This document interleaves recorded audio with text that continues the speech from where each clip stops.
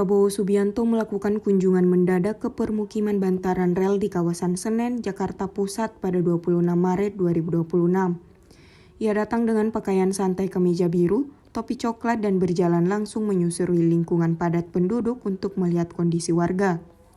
Kehadiran Presiden langsung menarik perhatian. Sejumlah warga terutama ibu-ibu mendekat untuk bersalaman dan menyampaikan aspirasi, sementara Prabowo menyalami masyarakat dan meninjau area pemukiman di sepanjang rel.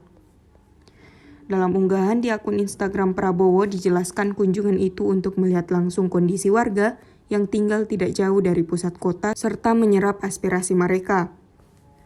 Rupanya pemerintah menyiapkan rencana pembangunan hunian yang lebih layak bagi masyarakat di kawasan tersebut.